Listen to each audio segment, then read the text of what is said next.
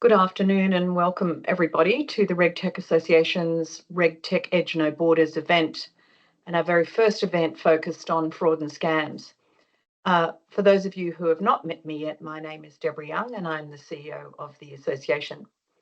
Today we are going to be joined by 284 people from 27 countries, which is one of our highest audience events of the year. So thank you so much for being with us today.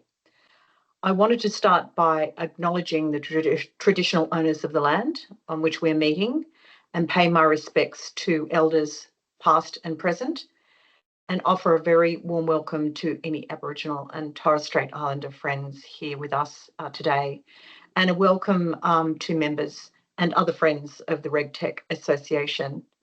So I just have a little bit of housekeeping that I'd like to go through just to set expectations on one of these events, in particular if you've not been to them before. Today, our session will be recorded and every registered delegate will receive a link. This link for the very first time will not be broadcast publicly as we normally do, so please don't share it. Instead, we're going to encourage you and your colleagues to come to more of our events just like this next year, or even better still, if you hear somebody speak today or present today that you'd like to learn more about, please do get in touch with us and we'll pass the details on. If I could ask everybody to keep their cameras and their microphones off. For the presenters, I will invite you one at a time to come up to the virtual podium so you can turn on your camera and mic at that time. We are encouraging you to ask questions, but if we could ask you, don't be shy, put the questions in the chat function that most of you will know about on Teams, and I'll ask the presenters to jump on directly onto that chat to answer those directly for you. There will also be some polls that will come up from time to time. I think there are two. We'd really appreciate your input, and in particular around the quality poll, because we take these events very seriously and we want to continue to improve our offering to you. To our presenters, you have been briefed, and so I'd respectfully ask you not to go over your allocated time. We have a pretty packed agenda today and a few extra bits and pieces that we don't normally have, so I'm pretty excited by it, but that means that time will be of the essence. So I'm going to start in perhaps a bit of an unexpected place for a fraud and scams event. Some of you would know, and perhaps were lucky enough to go to the Coldplay concert. They were recently in Australia as part of their Music of the Spheres World Tour, and they broke the record for a band as the largest attendance over several concerts at Marvel Stadium in front of 227,000 people. That's a lot of people. But it's also a similar number of people who in Australia have reported a scam this year, according to the ACCC Scam Watch website.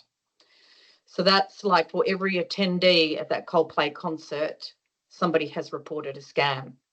And that's only the scams that are reported.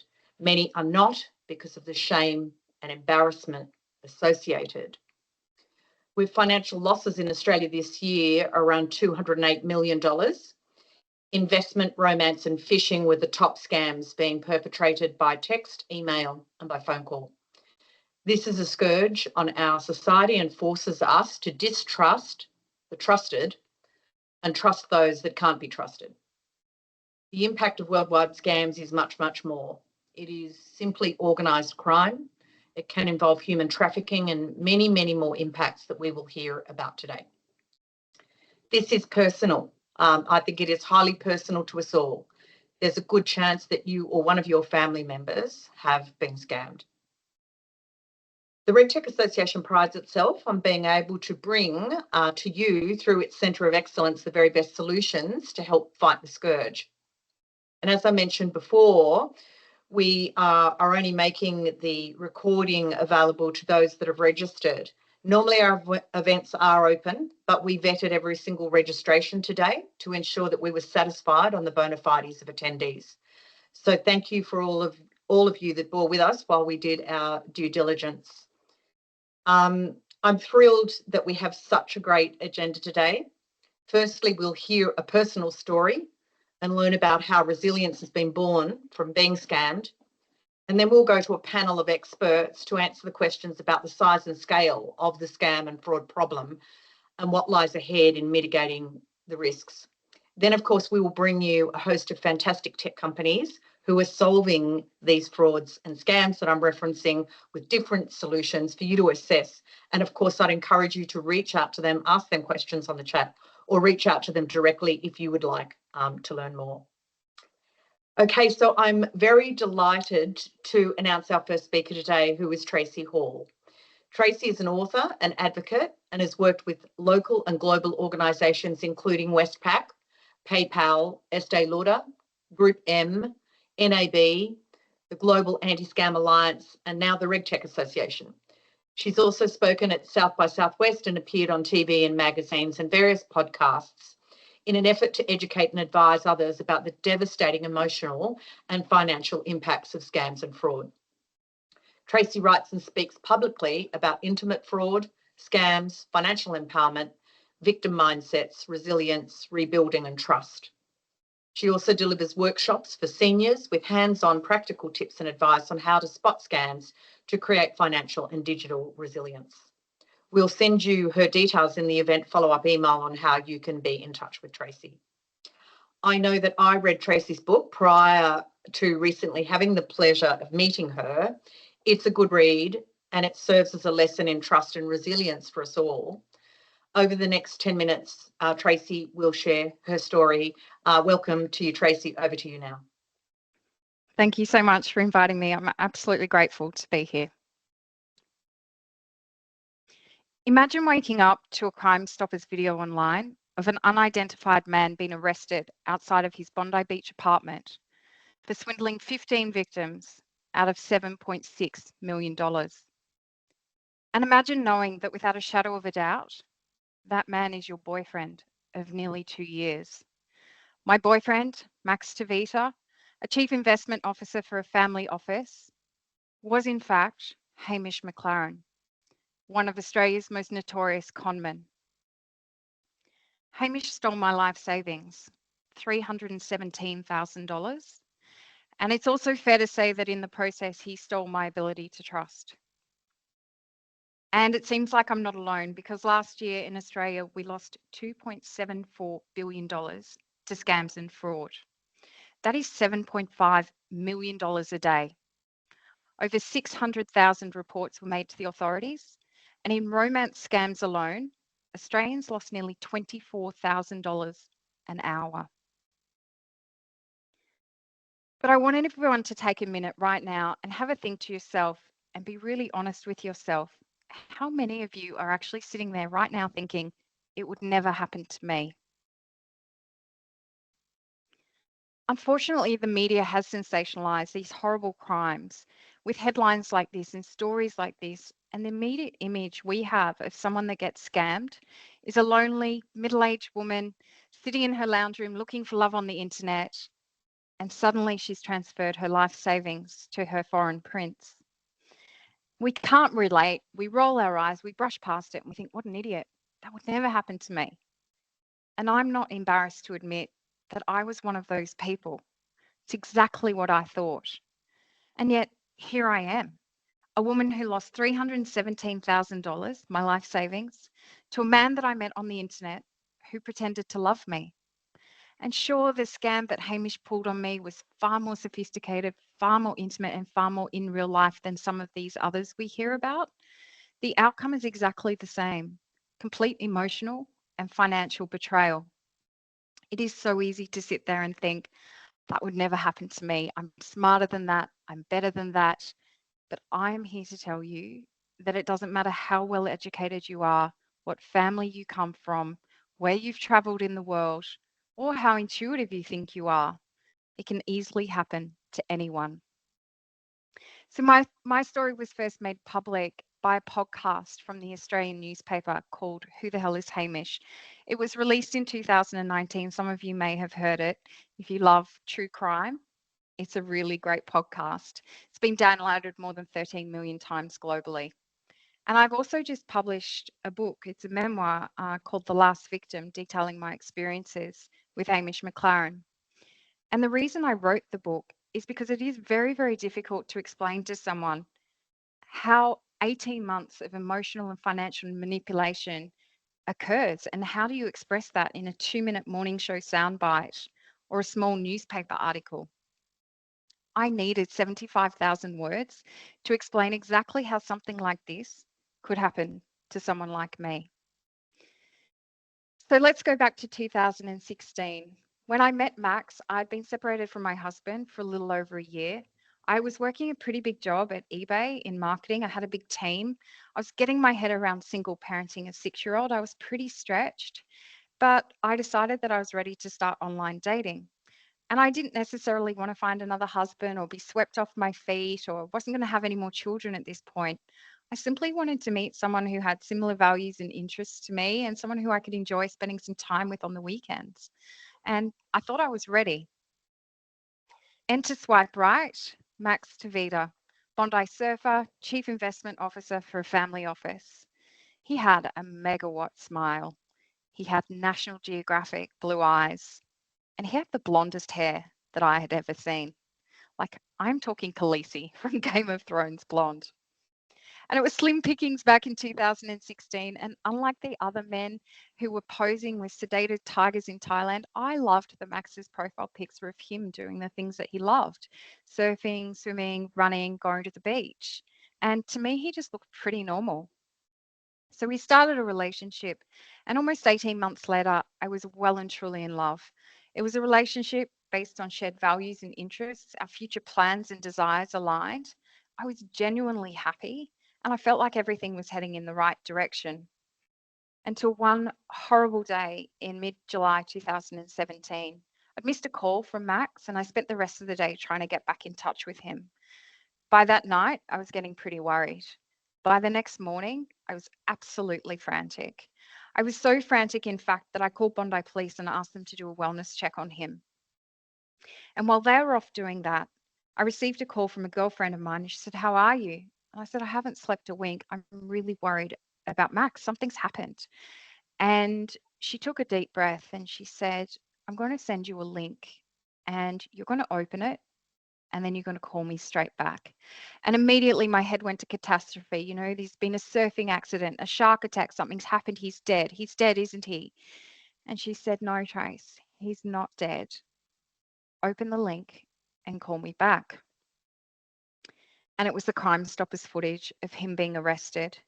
His face was blurred out, but of course I knew it was him. I was in disbelief. I was in shock. I was in denial. I couldn't believe what I was seeing. Because it took me almost 18 months to fall in love with this man, and I had to fall out of love with him in less than 24 hours.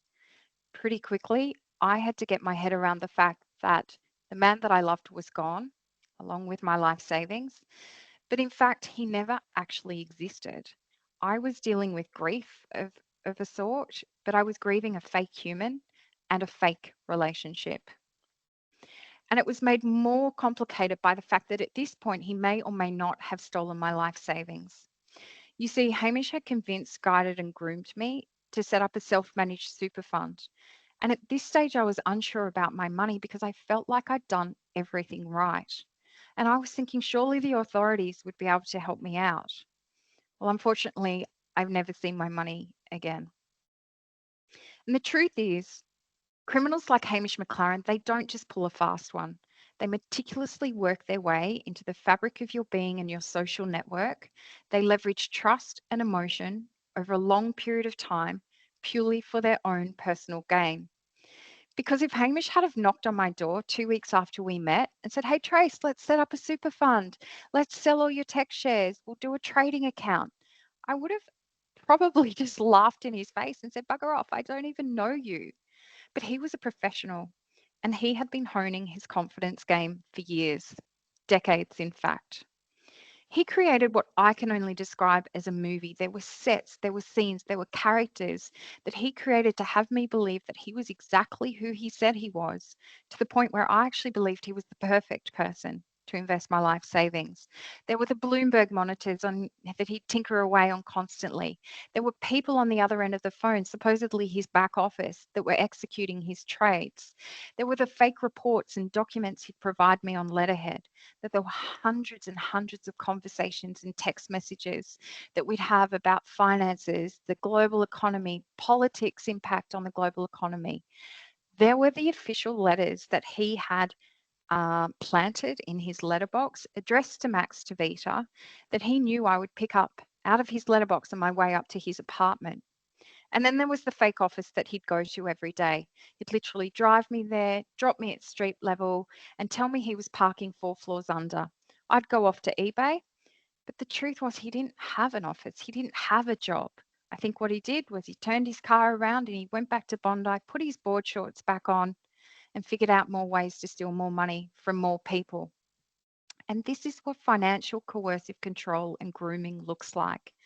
This man completely deceived me on every single level, and he would have continued to if it weren't for his arrest. It's safe to say I was a mess. Emotionally, I was ruined. I was depressed. I was anxious. I could not eat. I could not sleep. I could not rest. I lost 6 kilos in 3 weeks, and then the shame set in. I'm such an idiot. How did I not see all the red flags? Oh my God, I can't tell anyone. And emotionally, I was so destroyed. And for over a year, I got no answers. The police couldn't talk to me because it was a legal court case. The financial institutions couldn't talk to me because it was wrapped up in the legal case. And Hamish's friends and family wouldn't talk to me either. And it wasn't until a friend of mine put me in touch with this man. And this man is Greg Berup. He was the investigative journalist for the Australian newspaper that my healing actually began.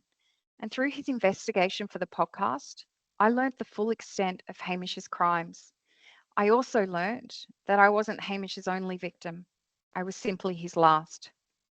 And while the police were currently charging him with swindling 15 victims out of $7.6 million, Greg was uncovering that it was likely to be $80 to $100 million globally. And what we know is that at least 30% of people who are scammed or defrauded actually don't report. Personally, I think it's probably higher than this. But there are many reasons: reputational damage, career risk, reliving trauma, and shame. And shame was an emotion that I became incredibly familiar with.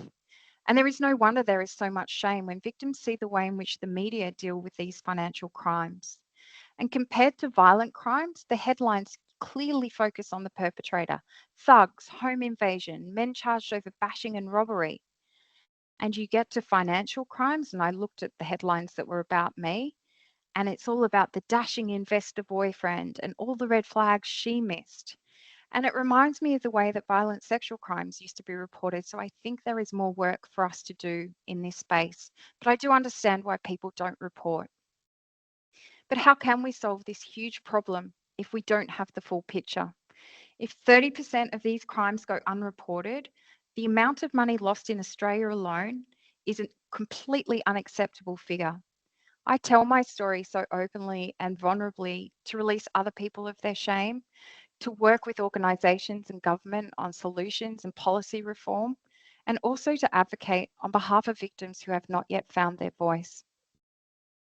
And the truth is, my experience is very, very extreme. Most people who are scammed nowadays will never ever meet their perpetrator.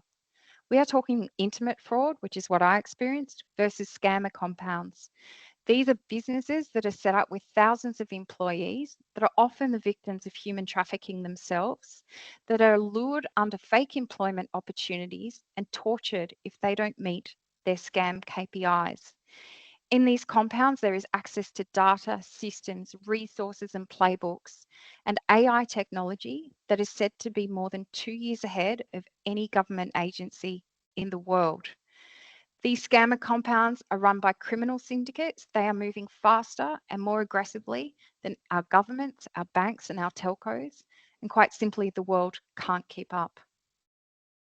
But whether it's intimate fraud or a scammer compound, the tactics and behaviours are typically the same. And this is what we need to educate people on. They prey on emotions and vulnerability.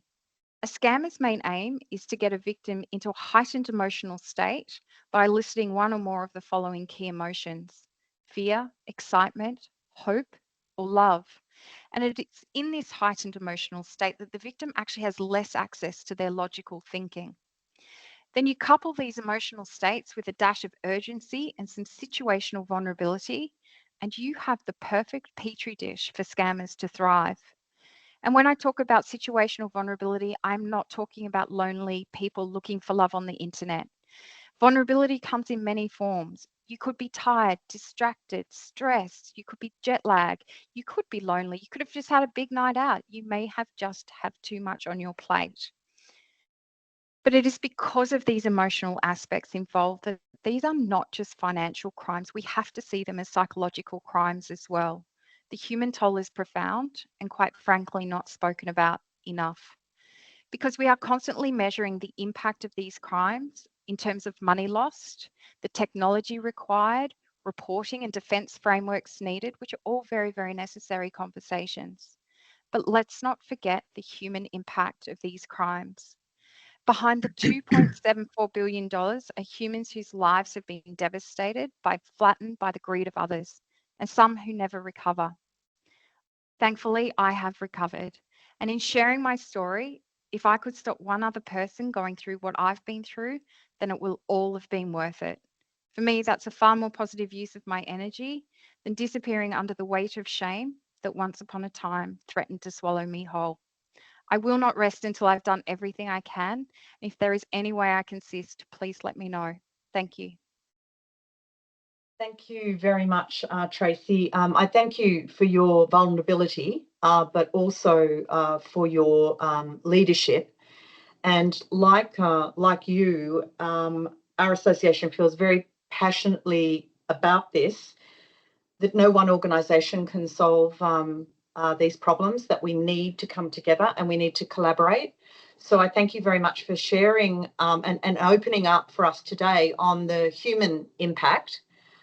Now we're going to pivot over to the panel that we've put together, and this is of some industry experts that are going to tell us a little bit about the size and scale of the problem, and then potentially some of the things that might be afoot to address some of that.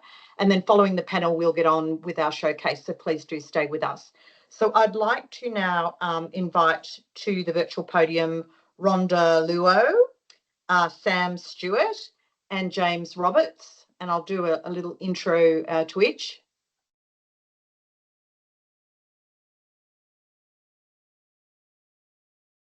There we go. We've got you on a bit of a checkerboard. Hopefully that works. And Nathan, I'm not sure if we can spotlight. Oh, there we go. I think there we go. We can do it. We've got the technology. Wonderful. I'm just going to do a brief intro to each of you, and then we'll get underway. So Rhonda is the head of strategy and engagement at the Australian Financial Crimes Exchange and leads AFCX's collaboration with the National Anti-Scam Centre on Scams Intelligence and Insights. Welcome to you, Rhonda.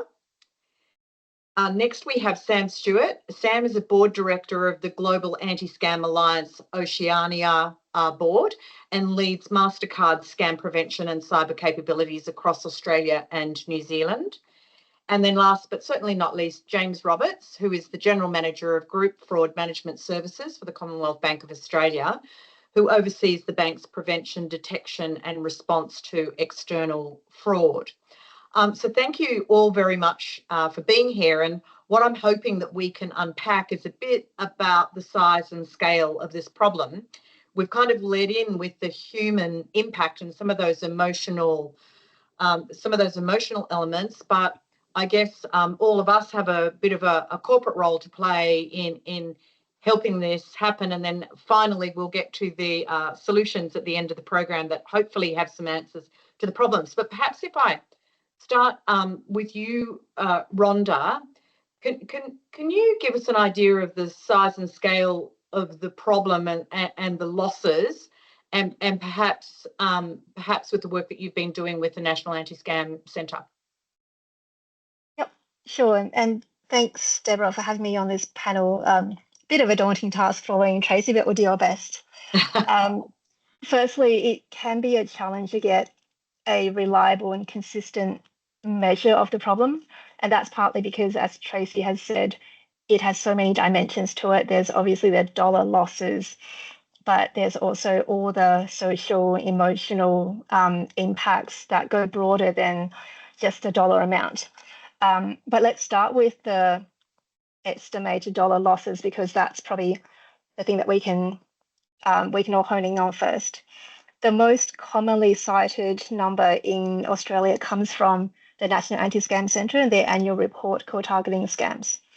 As Tracy said, the most recent report still showed a pretty staggering total of $2.74 billion in terms of dollar losses.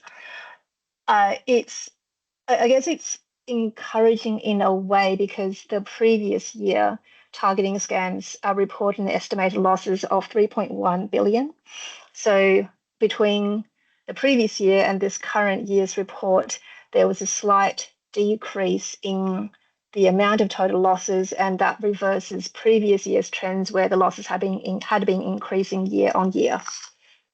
And since the report was published, consumer reports to ScamWatch, which is also run by the NASC, have also shown this slight downward trend continue. Obviously, there are other estimates out there of how much money we may have lost, and the Global Anti-Scams Alliance has also published a report. But I guess, while there can be questions about the methodology and et cetera in these publications, I think probably just drawing on what Tracy was spotlighting, I think it's more important to reflect and focus on two things. One is the overall trend of what that might tell us about whether our collective efforts are working. And the second is really the human story behind those numbers. I guess going on trend, I guess it's also encouraging that the numbers that are reported by ScamWatch and the NASC broadly align with the numbers that the banks are reporting to AFCX.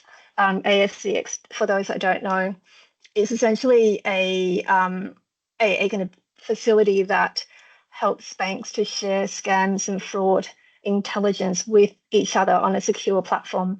We have also broadened our work to collaborate with the NASC on insights and how we can combine some of our collective efforts. So it is encouraging that the numbers that we're seeing from the banks broadly aligns with the trend that we're seeing from the NASC. But maybe coming back to the human story, I guess whether the number is an estimated 3 billion or 1 billion, at the end of the day, it's a very high number. As Tracy said, it represents so many human stories out there, people who have been subject to human trafficking and are forced to work in scam compounds to scam other victims. And of course, close to home, scam victims in Australia, and that could be family or friends. And it goes beyond, as Tracy's very eloquently said, their financial savings, but also goes to the impact on their family, so social, emotional, kind of community impacts of the scourge. I'm going to stop there and hand back to you, Deborah, unless you have any questions. Yeah, thanks. I do have a question, but what I might do is save my questions for the end. And I'd also encourage you on the line, please pop any questions that you have in the chat and I will pose them to the panel. But Sam, what about the wider problem and how is this being addressed globally? I know that recently the Global Anti-Scam Alliance was established in part to address this problem. And I know that you are quite close to what's been happening in the UK and Singapore. Do you want to just shed a bit of light on what you think is happening around the world?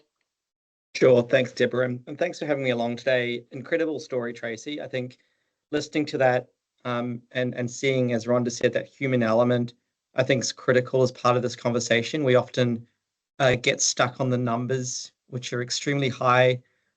Different organizations have different ways of quantifying how much is lost, and they're not all the same. But I think ultimately that human impact and what's happening in Australia to people who are at risk or a victim of scams, I think that's really where we've got to focus our energy. It's a large number, and I think we need globally and locally to work together to bring that down. As Rhonda said, I think there's been some good initiatives kicked off in Australia recently. The AFCX have been doing a good job of posthumously looking and sharing data around fraud. The NASC has also been spun up, and the government's been doing some good work to really bring together the fusion cells to identify and work on specific scam types. From a MasterCard and a GASA perspective, GASA, the Global Anti-Scam Alliance, was created a while back now, and we've slowly been rolling out each of those chapters across different geographies. We've established Oceania probably about 3 to 4 weeks ago, so newly established. What we're not looking to do is replicate all the good work that some of the bodies and industries are doing in Australia. What we want to be able to do is bring together a global view and align that qualification of scam assessments and knowledge and data sharing in the industry, and bring that in line with other reports within the market. So I think bringing this together, looking at it at a global view, and then working with some of these local bodies is going to be important to drive forward our overall goal of reducing scams. I like to say there isn't any competition in scams or in fraud. I think we've all got a job together to try to bring them down, mitigate scams, and reduce this number and this human cost that we're seeing. On the UK piece, Deborah, I think we've probably been, and some of the people on this call have been watching what's happened in the UK and Singapore to help try to bring down scams. The UK have implemented the contingent reimbursement model. I know James will be familiar with this and with the SPF that the government's now bringing in place in Australia. And what we've seen from that is that banks are really being held liable on a 50-50 liability split, where a person is a victim of a scam. There's obviously a lot of fine print in there. What determines a scam? What determines a fraud? What fits into that bucket? How do you show gross negligence on the consumer's part?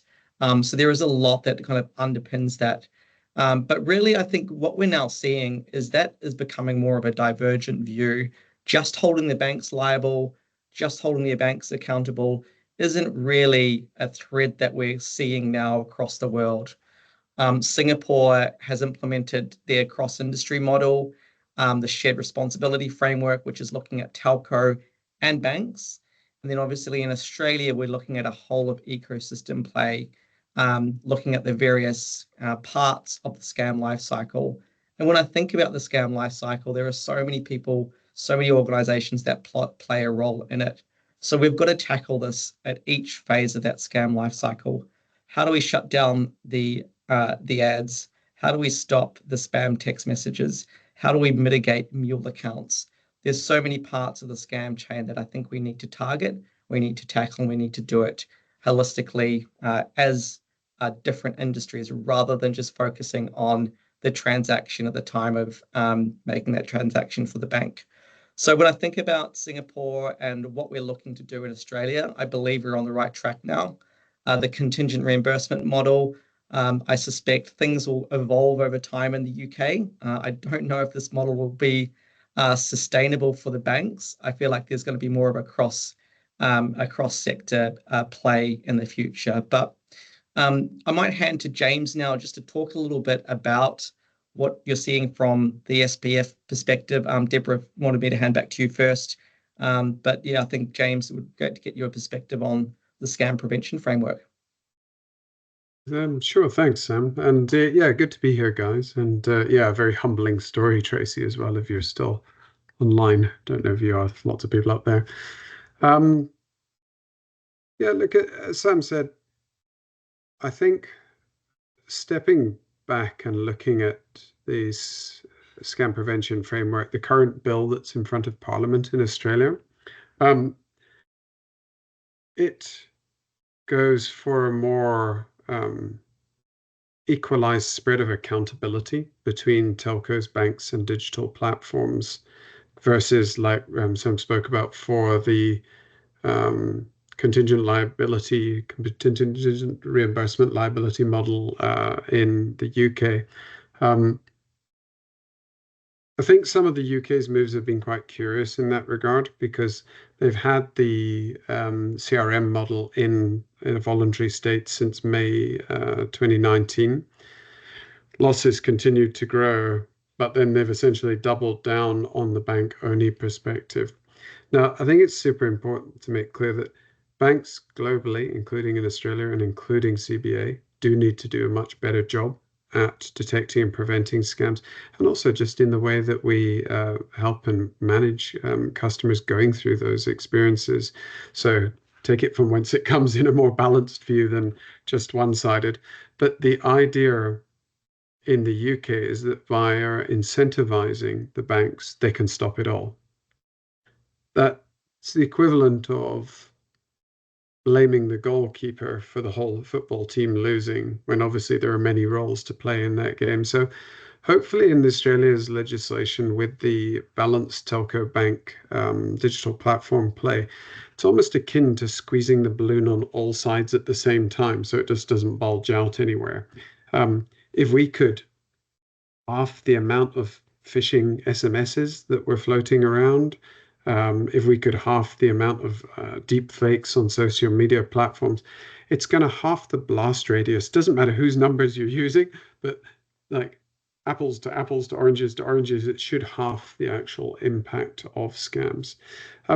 Within the SPF, unsurprisingly, it's got elements of prevention, detection, and disruption, and also governance in there too.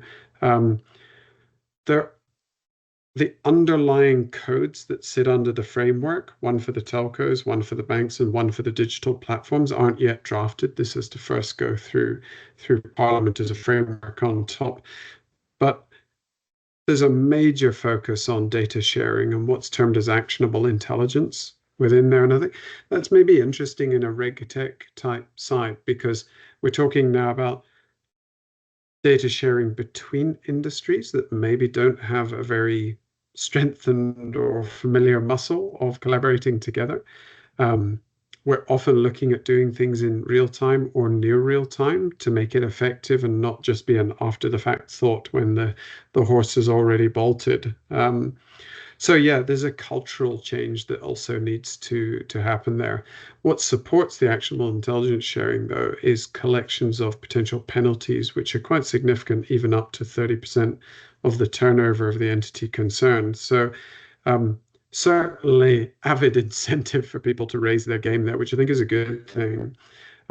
Just maybe rounding off, we have done, before throwing back to you, Debs, we have, as an industry and as CBA, been doing a lot of playing together in almost little proof of concepts, some of which have moved into production in data sharing across industry. So I thought I'd just quickly talk to a couple of them.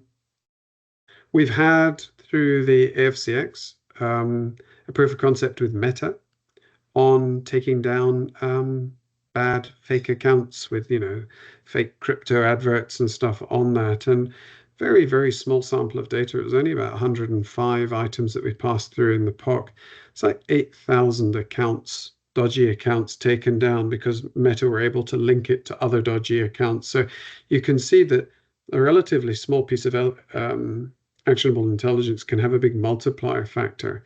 We've collectively had some great collaborations with some of the telcos. So we had one of them, Optus, one of the providers here, where we would share bank impersonation SMSs with them. And if it contained a link, they would block the link. And just in the POC, they did, I think it was 470,000 of them blocked. And where it was a number to call back the impersonated bank, they inserted a message to anyone that tried to call that number back saying that it was a scam. We've had Voda. Voda's been sharing dubious SMSs with us. We've been mining them for intelligence. MasterCard will probably enjoy this in Samsung. Mining them for intelligence on fraudulent merchants used to cash out by, and then applying box and sharing them around.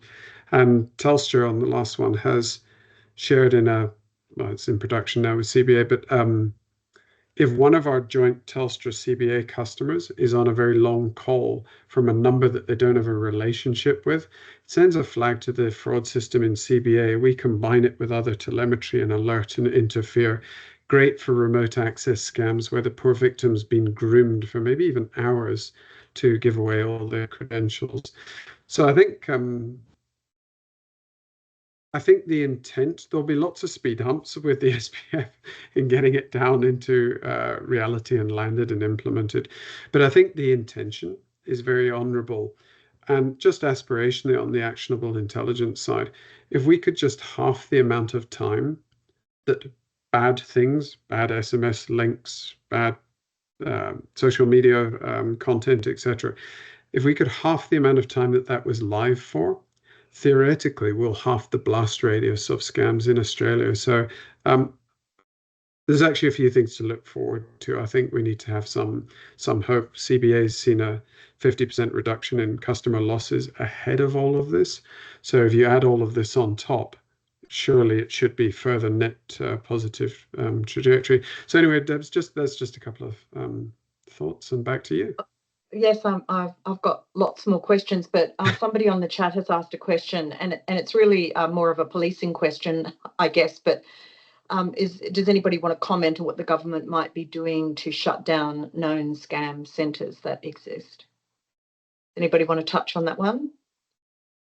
I think some perspectives, Deborah, but I mean, these are just perspectives that I've seen, and I want to jump in as well. But look, I think it needs a global approach from law enforcement. I often hear that Australia is a softer target because our long arm of the law doesn't quite reach into places like Myanmar and others where these scam centres are being operated and funded by governments. So I do think we need to tackle this as a wider law enforcement approach. It's going to be hard to do that with one country's resources to shut these centres down. But yeah, I'd love to hear other perspectives as well. Fantastic. Well, if anybody else has got anything to add, they can do that on the chat. Sorry, Rhonda.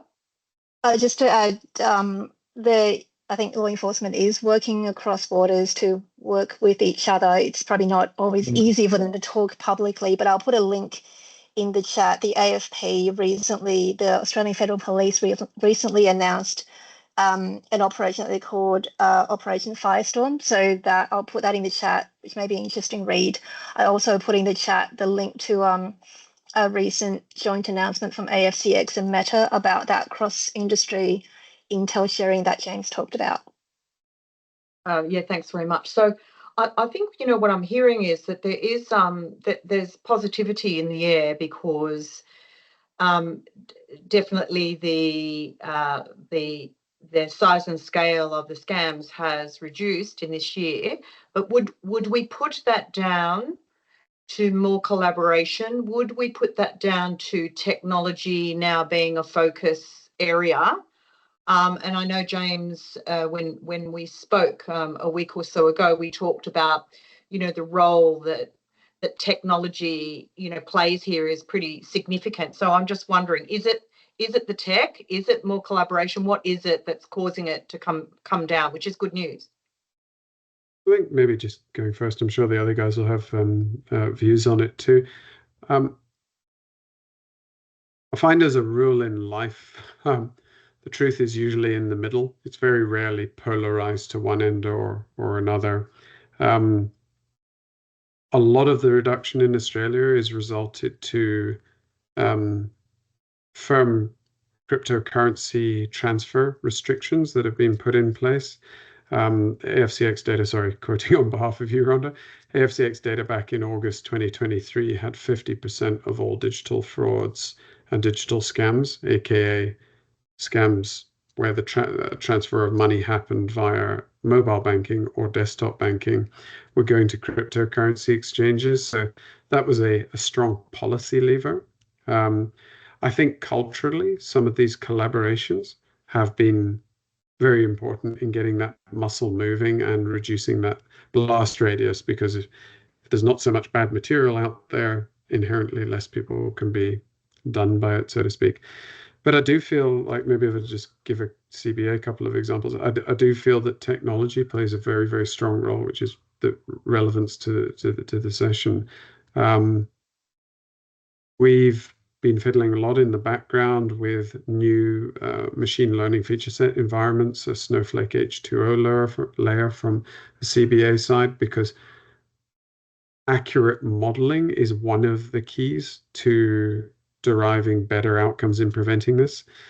A lot of the banks in Australia have gone with what would term loosely as behavioral security, device profiling and behavioral profiling to pick up irregularities in customers' activities, and also even user experience in banking apps as well.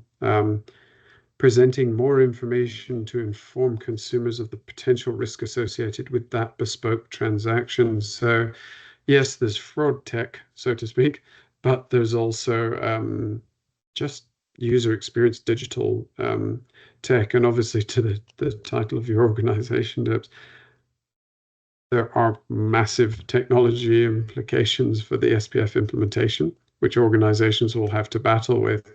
And these might be places that your vendors, your members might want to play into those spaces, because there will likely be very short timeframes to become compliant.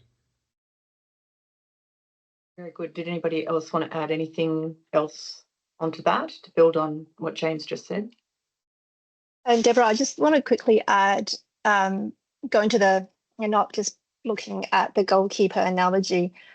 Obviously, scammers are pivoting and innovating very Yes. quickly, and they are sharing data with each other on the dark web. So to keep up with the scammers, I think it'll be critical for all parts of that scams chain of events or value chain or life cycle to each kind of try to do their bit and try to do their bit to add a little bit more friction, make it a little bit harder for the scammers to operate.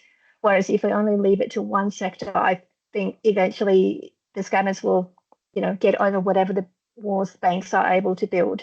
But if we all do it, digital platforms, telcos, banks, crypto and payments providers, then together we can actually try to reduce the size of the problem. Yeah, fantastic. So I think really, if I kind of take the essence of all of what you've just said, really we need the policy levers, we need the collaboration. We can't just simply look at the financial institutions and burden them with the problem. It is actually the telcos and the social media companies as well who all have their role to play. And I guess, that's the perfect segue into why my organisation even exists. And that is hopefully to showcase to you over a very short series of 5-minute bursts what some of the companies in our tech sphere are doing in a practical way to address some of these solutions and problems. So I hope that everybody will stay with us. I'd like to thank the panel very much for being with us today. Really super cool the way that we're able to start with the human side and then we pivot a little bit to the business end. But now we're going to throw all of our shackles off and we're going to open our mind up to some new innovation coming your way. So thank you very much. I'll just ask Nathan to unspotlight you and start the deck going for our first presenter. Thank you very much, James, Rhonda and Sam. So just as a reminder to those of you who have not been with us before, is that each presenter will do 5 minutes. At the 4.5-minute mark, I will turn my camera back on so that they know that it is time to wrap up. But what you're going to see is some fantastic solutions, Australian solutions, as well as some offshore solutions to solve the problem for fraud and scams. And without further ado, I'm going to ask Philip from Featurespace to join us. Thank you, Philip. Hi, good afternoon, Deborah. Hi, Philip Finnegan's my name. I lead the Featurespace business in APAC and sitting here in lovely Sydney, Australia. At Featurespace, we are on a mission to make the world a safer place to transact. Next slide, please. So Featurespace works today and serves a number of organisations, 80 plus financial institutions globally. We're headquartered in Cambridge, UK, and our business is really academically focused on solving some of the problems that we're faced around fraud and scams. And if I can ask if we could go to the next slide, please. And how we do that is through adaptive behavioural analytics.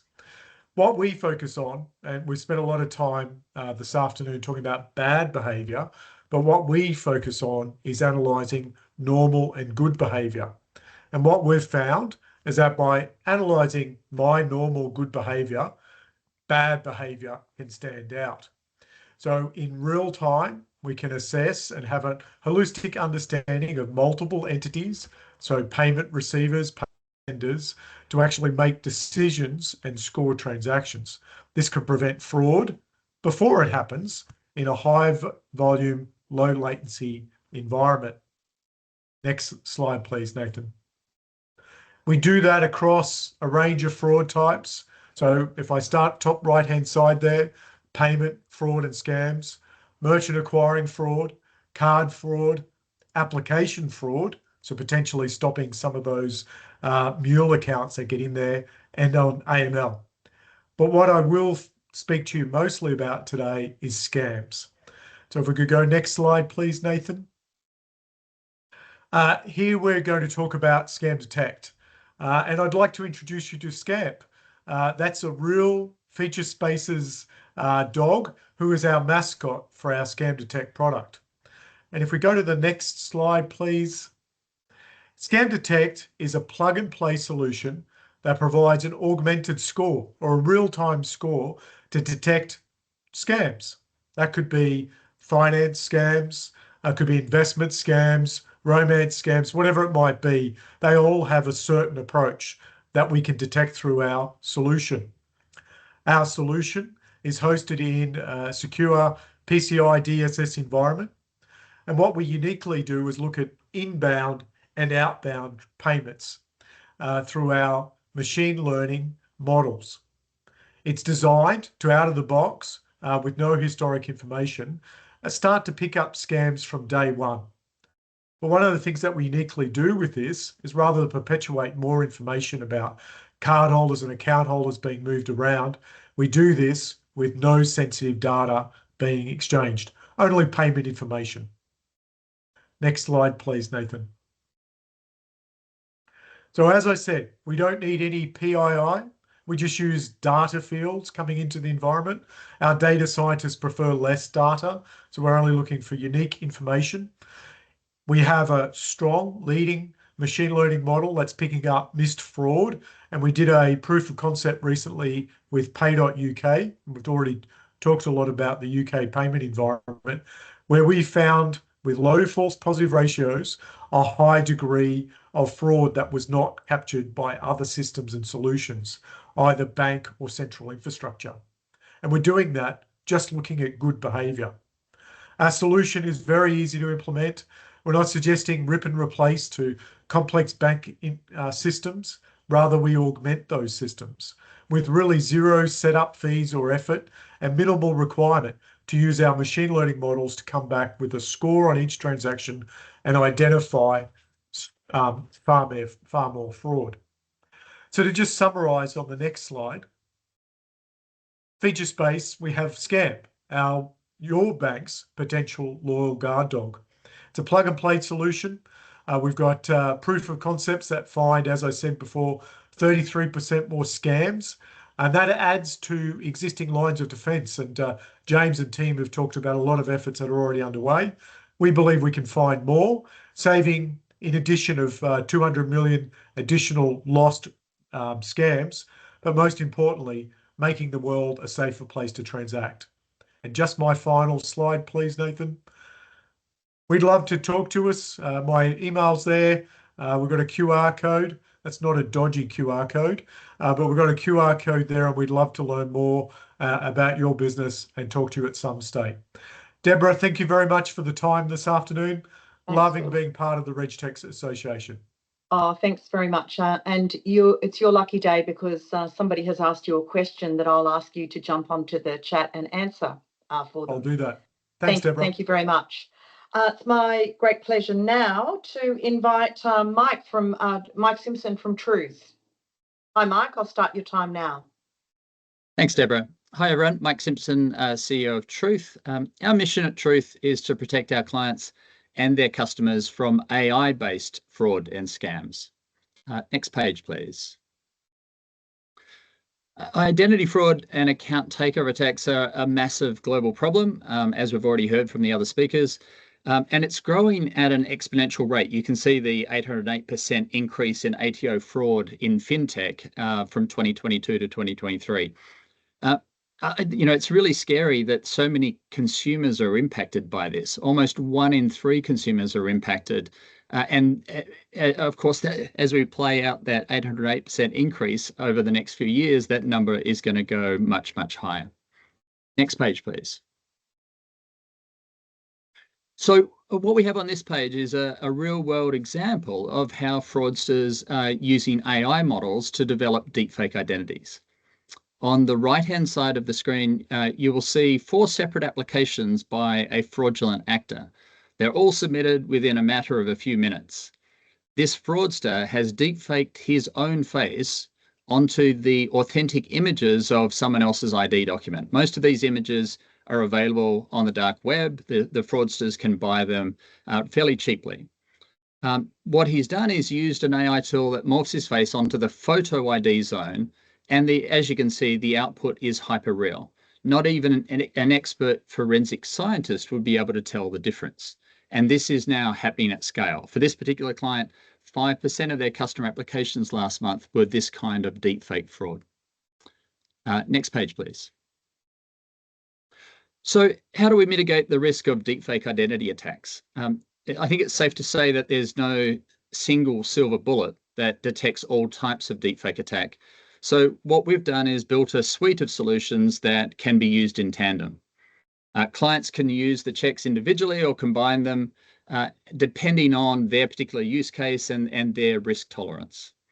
I should note that all of these checks can be easily integrated into existing fraud, KYC, and authentication solutions. You don't need to swap out your existing service provider.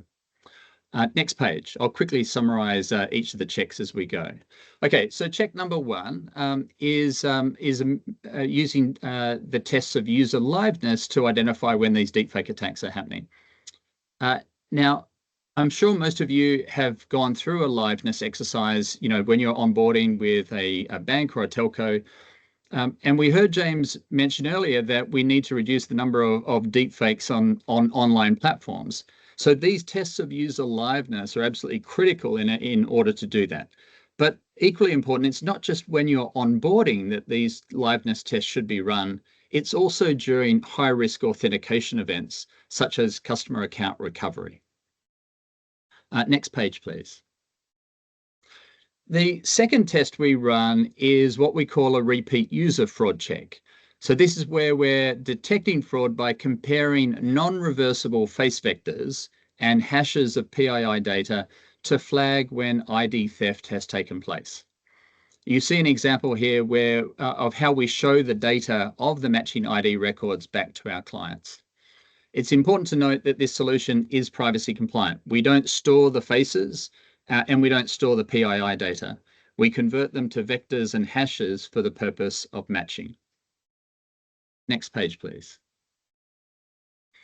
The third test we run is a check of whether the image or video that's supplied by the applicant is created or modified by a Gen AI tool.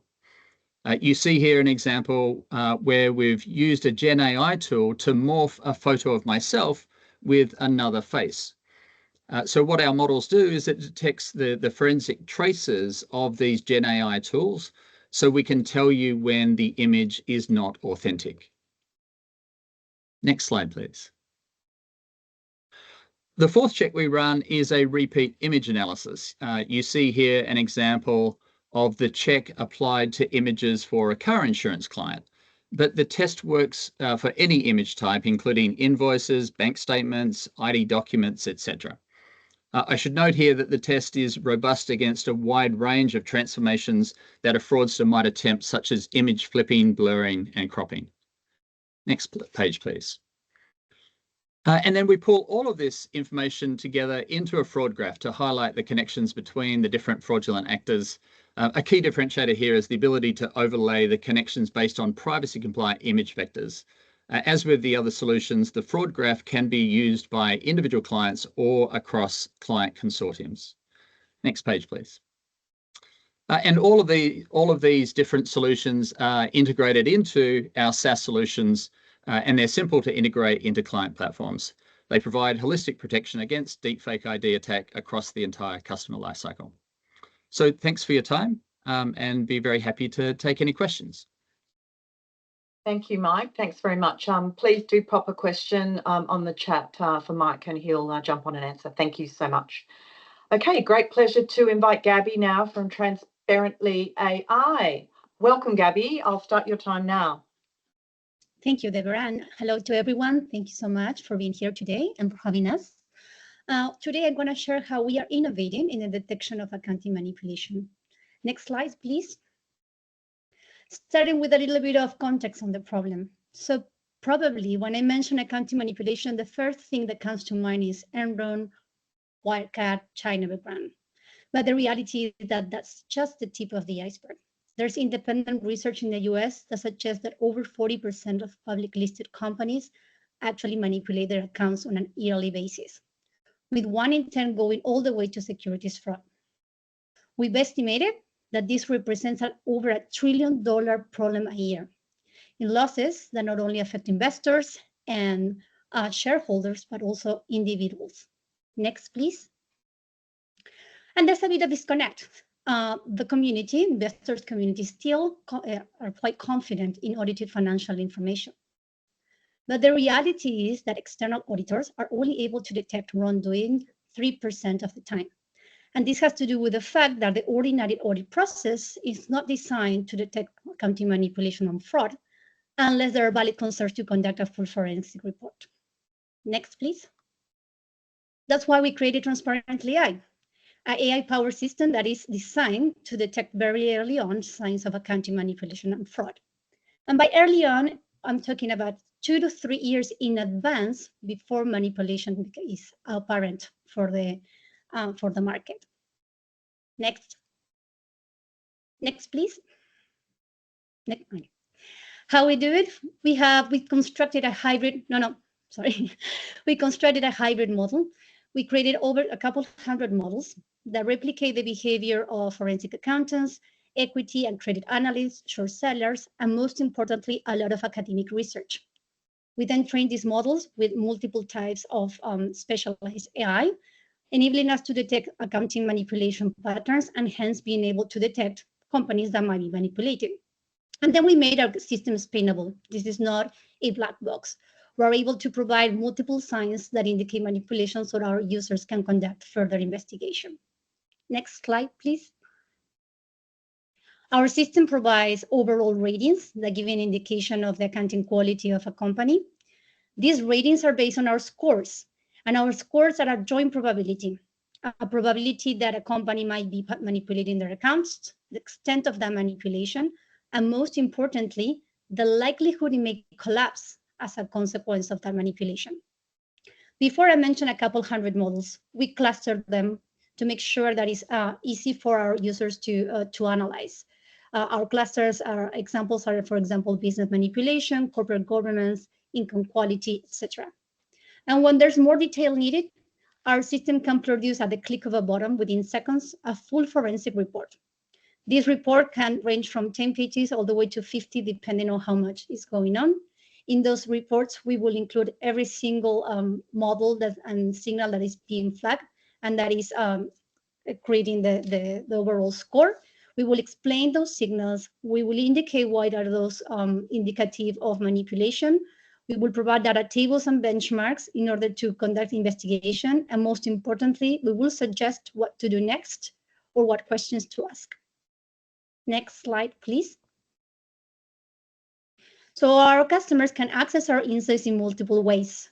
We have a screening tool that is a SaaS subscription-based tool that enables our users to screen over 80,000 companies across the globe, get indications of their status, risk, and ratings, as well as produce the forensic reports that I mentioned just before. We also give access to our API for those customers that actually want to enable these insights within their existing systems, whether that's risk management tool or CRMs. And as of the next few days, we'll make available a Gen AI-powered agent that has been exclusively trained on specialized AI models, allowing our customers to get more bespoke and customized analysis and being able to query our system in a much more granular level. Next slide, please. And how can this be valuable to our customers? We've been focusing in 4 segments: asset managers, auditors, banks, and regulators. And we already have big customers across all of them, such as a few big 4 auditors, global banks, and regional exchanges and regulators, as well as global asset managers. Our auditors mainly use our tool for audit assurance, forensic analysis, and as part of the auditing process. Banks would mainly focus our tool for fraud detection, credit analysis, and also sell-side research. Regulators and exchanges mainly focus on monitoring, and asset managers on loss avoidance and enhanced reports. So thank you so much for listening, and please connect with us and feel free to ask questions in the chat. Thank you so much, Deborah. Thanks very much, Gabby. And I'd like to thank all of the presenters so far. It isn't easy to be under pressure to say what is your job in 5 minutes. So I'm delighted now to invite Stacey from Dodgy or Not to join us, and I'll start your time now. Thanks, Stacey.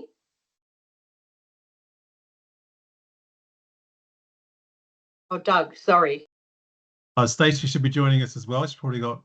Hi, Stacey, you're there. You kick off. Okay, we're both here. Hello. Off you go. Thank you. Hi, my name's Stacey Edmonds, and with me, Doug Turner, and we're here to talk about Dodgy or Not. We hail from Lively, a learning agency. Dodgy or Not is a gamified learning experience proven to build cyber safety skills.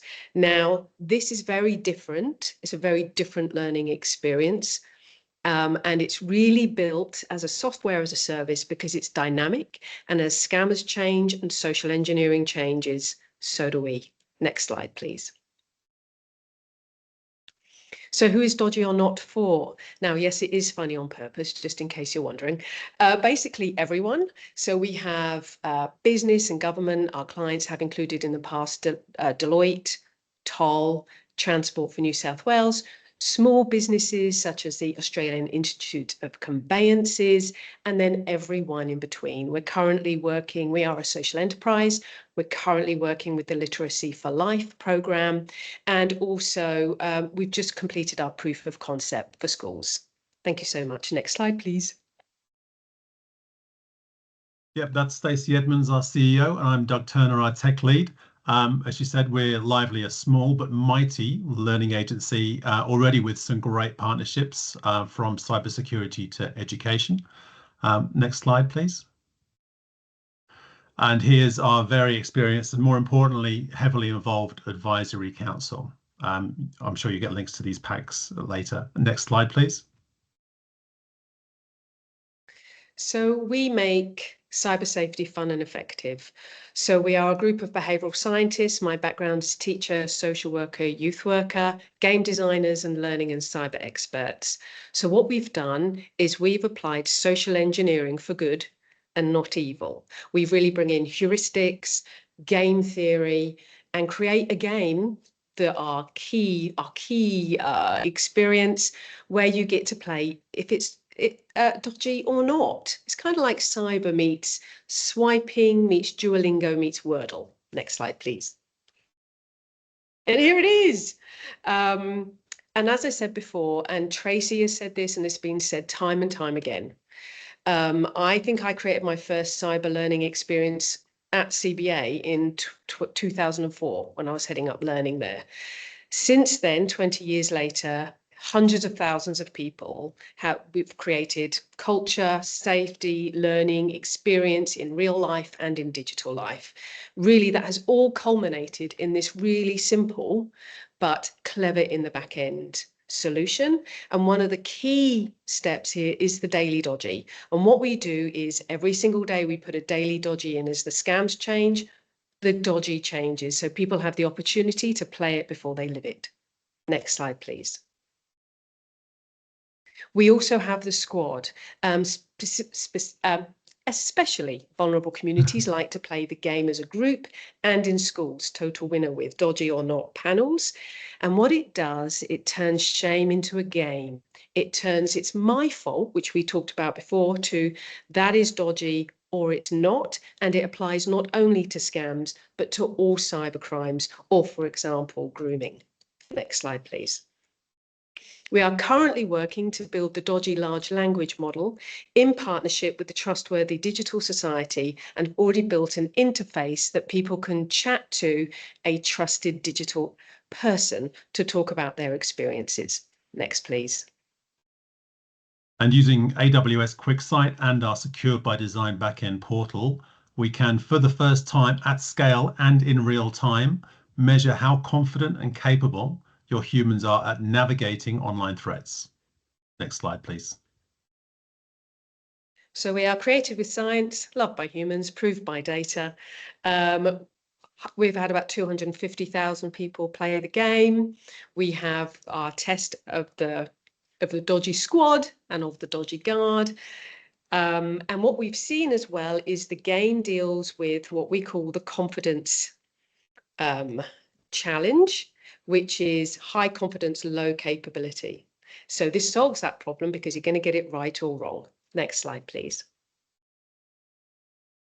So thank you so much. This has been a total pleasure. As I said, we are software as a service. We are currently, the new website launches tomorrow, and our news report will be on a 7 p.m. ABC News on Sunday. And it's been a total pleasure working with MasterCard on the generative AI and deepfake how to spot a scam initiative. I'm Stacey. These are my contact numbers. And from me, Stacey, and from me, Doug. Thank you so much. Thank you. Thanks very much. So fantastic to hear. Now we're about to go to Melanie from Truyu, who is making her RegTech Association debut. Welcome, Melanie. Your time, I'll start the timer for you now. Thank you. Perfect. Thanks, Deborah. Thanks, everyone, very much for making the time to stay on for this. There have been some fantastic presentations and great to be a part of it.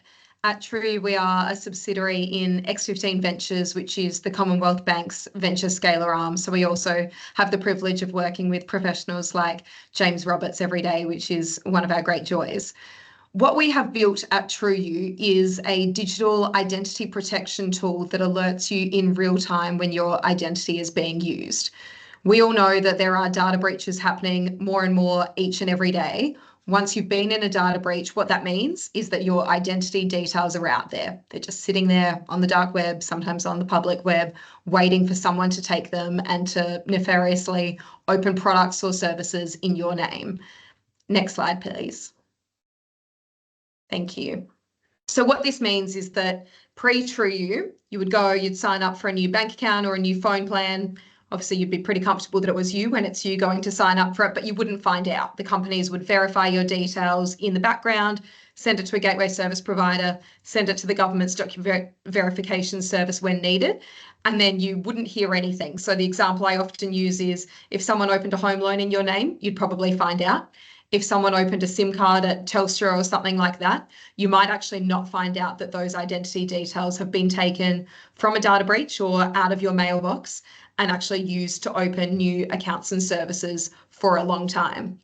What I've got here on the slide just sets up the flow, very UX friendly. A fraudster uses your ID to set up a bank account. We alert you in the app. It's a standalone app. You can download it in the Apple and Google app stores. I know this is not a sell, but available for all Australians. If you then choose, actually, I don't recognise this, then we tell you what to do next and we walk you through that process. Next slide, please. Thank you.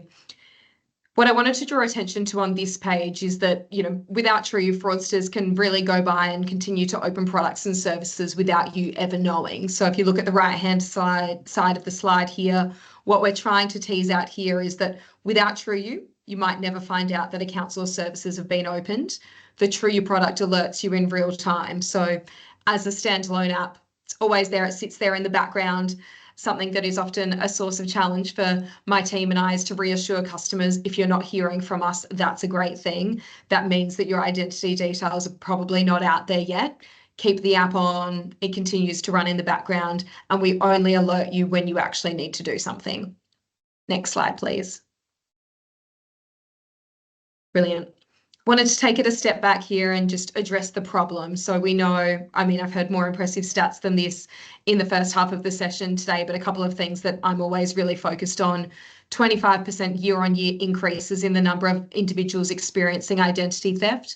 Something that we've noticed with our partners actually since we launched is that we think instances of identity theft are much higher than they've been reported. We think this is the case for a couple of reasons. Last year, statistically, there were almost 200,000 cases of identity fraud, and based on the data we're seeing from our customers, we think it's more than that for a couple of reasons. The first one is people aren't reporting it. We know it happens to all of us. I've got a colleague that I'm working with at the moment who's had her account hacked at Centrelink and took days to actually have the time, of course, to lodge the request. The other thing, though, is that through Truyu, we are actually alerting you earlier in the process. So if you think about something like a credit alert, that comes when the account has been opened. What we are doing is we're alerting you at the moment of the identity check. So if you buy a new SIM for a telco, put in your details, that's when we'll alert you before you actually start using the funds. So we're concerningly expecting that to continue to increase. And final slide, thank you. Great, and just to close, wanted to close on a couple of pieces of the media that you might have seen this year. Always welcome any chats, especially with those of you I know that are offshore doing some fascinating things in this space. Something I often talk about when I have the opportunity to present it at these is that it's very much cross-industry collaboration. You know, we've all got a role to play in leading the fight against fraud and scams. Fantastic news for the team before me. You mentioned you've got something upcoming on 7 News on Sunday night, which is really exciting for you. We had some similar PR a while ago, which has been great to get the message out there and to start spreading all of the great things that we're all doing in the fight against fraud. Thanks, everyone. Thanks, Mel. I couldn't have said that better myself, the importance of us all coming together and showing these exciting new solutions. Thank you very much for being with us today. Righty-ho, Paul. There you are, Paul from IDVerse. Over to you. I'll start your time now. Thank you. Thanks, and hello, everyone. I'm Paul Warren-Tape. I'm the Chief of Risk and Compliance at IDVerse. We're obviously an identity verification company, which uses generative AI to create end-to-end SaaS and fraud prevention tools. I'm really going to hone in on the deepfake. I think every identity service provider is in that same fight, is how do we keep those fraudsters out of the systems? And what we're seeing, and going to the next slide, please, is a start to an increase in the amount of deepfakes. Now, this is not so much in the deepfake as the Tom Cruise videos, but now we're seeing a huge amount of deepfake documents. It's easily accessible, it's low cost, and it's an incredibly easy way for them to create, because if you get that first step in identity proofing wrong, therefore, if we don't have a physical government issued identity document, they can obviously then still fake a liveness video and a face-to-face. Next slide, please. So this is really kind of focusing in on looking at about all of these and the old classic, which ones of these are all synthetic from that perspective. No surprises, these are all actual synthetics we've picked up through our systems. So what are there? Obviously, fraudsters are now have got another tool in their toolbox, and they're obviously using generative AI to create these deepfake documents. They're getting more realistic. They're starting to obviously impersonate holograms. You can start to see shading. So it looks and feels like a real document. Most of the time, and these are easily accessible. They're not hidden on dark web. You can find them on Google. You can buy an Australian passport for $1.99 a photo using crypto, because obviously You're not going to use your credit card on a fraud website. But what we're starting to see is the sophistication of the reproductions is getting a lot better. If we go to the next slide. So if we get this step wrong in this essence, we're obviously going to have making sure we've got a government issued document up front. They're using generative AI, obviously, to overlay certain information, whether that's stolen information from a data breach, or then starting to overlay, as kind of Truuth has also then indicated earlier as well, that kind of deepfake morphing onto the identity documents. So they're obviously then now going, if we can fake a document, we can obviously get through a liveness test because they obviously can use a real live person, and they can get through the face matching because they've morphed it back to the face. So if we get the document authenticity step wrong, it's going to be really important. Now, obviously, there's one thing which we'll get to, and we're moving away from kind of that static image to a video, but AI versus AI is really important. If you go to the next slide, there was an interesting study done recently, which was looking at the human accuracy in detecting authentic and fake videos. The one on the left is obviously showing on the authentic videos. So what we're actually starting to see, people were pretty good at being able to identify 60 to about 80% of the time. Now, if you go to the right-hand side, you've got a 50-50 chance. But what we're starting to see is most accuracy rates fell below 40%. Now, this is actually worse than just random guessing. So we need to use AI to beat AI now, which is really important. If you go to the next slide, and what we're quite excited about, and unfortunately we can't do a video on here, so you'll have to come and ask me, is starting to use obviously that liveness technology to obviously shift to the capture to actually a real-time video of the document. So it's not just put your document in frame, take a photo of it. We are now generating a video of the document, asking that user to hold it in a certain way, move it in a certain way. So we know AI is really bad at being able to obviously impersonate people's hands and all of that good stuff. So we can actually now start to use all the surrounding information, the hands, the lighting, and everything else to take away the ability to inject a still image. They actually had to have a physical presence. So getting to what is document liveness. And next slide. So the kind of the 5 key learnings or the takeaways that we just kind of want to be pushing in, obviously, what we're seeing is a 30 times increase in deepfakes fraud over the last 2 years. Obviously, that barrier is incredibly low now for fraudsters. We can easily share them. You can Google them. There's a site called Verif Tools. They keep changing the end of it, but it's simple, it's easy, and it's accessible. The human eye obviously cannot detect these obviously new advancements in deepfakes, and that's why we obviously need to use generative AI to combat it, because they're using a combination of stolen data and deepfake documents. So moving to a video capture for pure document liveness is going to be really important. And my final slide, if you want to connect with me, there's my lovely face and my LinkedIn profile, and also my email as well. I'm happy to take any questions.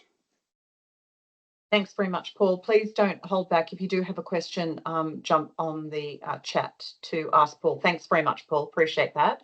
Now, stay with us. We've got 2 more presentations before I wrap.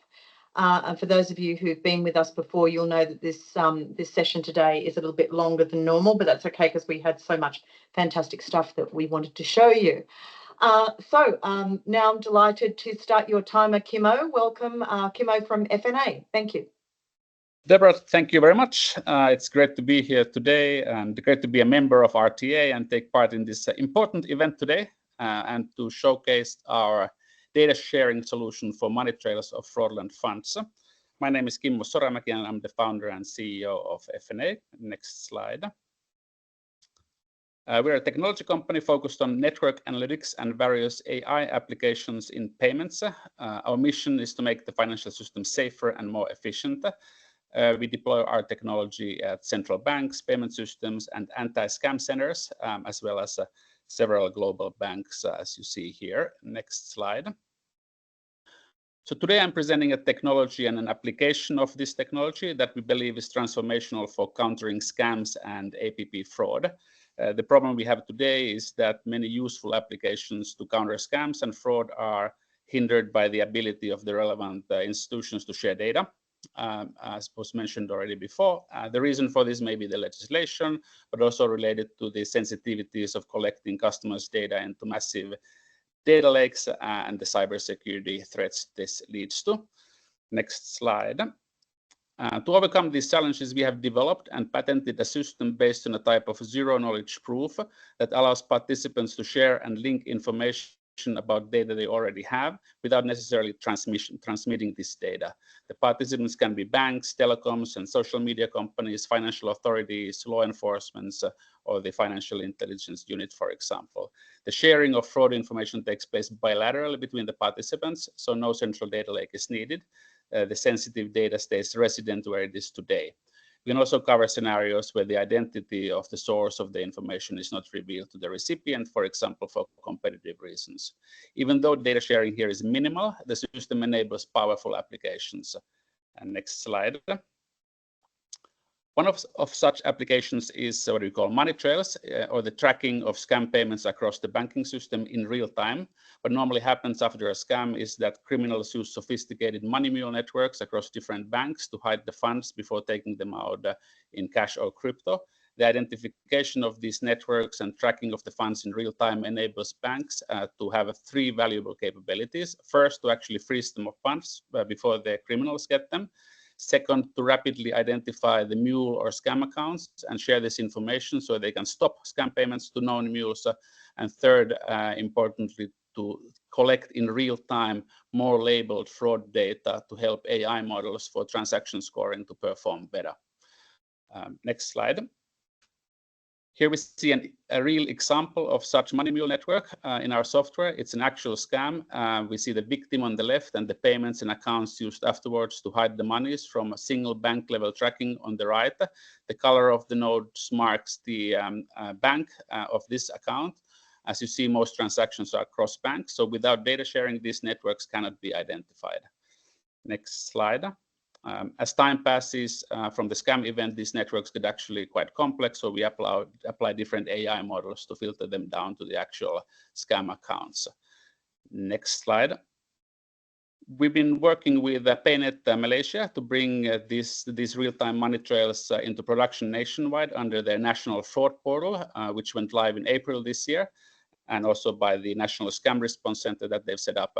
There are now over 500 case officers from 26 institutions tracking and earmarking funds in real time. This has led to an increasing success rate finding the scam victims' money from less than 1% to up to 30% today, as well as reducing the time to close a case by 75% to about 30 minutes. We're currently discussing building similar national fraud portals in over 40 countries and have started pilots in several of them. So I hope we can start a conversation about building it in Australia as well, and to make a real positive impact for scam victims and the capabilities of all banks in the country to prevent scams. Next slide. Thank you. Please feel to connect with us directly via email or on LinkedIn to continue the conversation. Thank you very much, Kimmo. You're very practiced. I didn't even need to put my my camera on. Thank you very much. Appreciate that, and I know you're a busy person. Last but not least, Cyberoo, thank you for being so patient with us. Regrettably, someone has to go first and somebody has to go last. And Ian, you drew the short straw. I'm sorry. So everybody stay with us. Okay, we've just got 5 more minutes. I think you'll find I actually requested it. So. Oh, there you go. There you go. Excellent. We'll finish with a bang then. Okay. Finish with a bang. I'll start the time now. Thanks. So good afternoon, everyone. I'm Ian Russell, and we are Cyberoo.AI. We're leading the fight against cybercrime with generative AI. Next slide, please. We're here because whilst organizations face a myriad of challenges combating scams, we believe the biggest concern for your customers is trust. The infinite trust they place in you when transacting with your brand. As an example, the major Australian banks spent over $1.5 billion last year on marketing and advertising to ensure customers felt safe leaving their hard-earned money with them. Trust that is constantly undermined by scammers and cybercriminals. An issue not isolated to banking, but faced by all digitally enabled brands. Whilst the impact assigned to the scam industry is often quantified by a total monetary loss, the consequences are impacting the very nature of how we do business. If consumers cannot feel safe and secure every time they transact online, they will move from low-cost, high-convenience digital transactions to high-cost, low-convenience physical transactions, so that they feel safe, secure, and trust that they are dealing with the actual business they intended to, costing you both time and money. Next slide, please. We believe that it is possible to overcome these challenges and build greater digital trust between you and your customers. We believe that it doesn't need to be expensive or complicated or time-consuming. We believe that it only takes 3 simple things: organizations taking a proactive stance on detecting scams before they hit the consumer, empowering the consumer to protect themselves without complicated technology, and building trust through communication and a commitment to scam eradication. Next slide, please. Our first focus was proactive scam detection and disruption for businesses and government. And so we developed Nothing Fishy, a proactive solution designed to detect, disrupt, and take down phishing and scams in real time. Using a combination of advanced generative AI, automation, and human expertise, it can spot the patterns, language, and tactics used by threat actors, and whether it's a cleverly disguised domain or a malicious impersonation attempt on Facebook, Nothing Fishy takes action to block and remove the threat from circulation. And after nearly 10 years of combating cybercrime, our clients are benefiting from building greater digital trust with their customers by proactively protecting their brand online. Next slide, please. Our second solution took a different approach by putting the power of protection directly into the hands of the consumer. Our AI-powered scam detection chatbot is designed to work on the front line of scam prevention, making it easy for your customers to spot and avoid scams in real time. It's as simple as chatting on Facebook.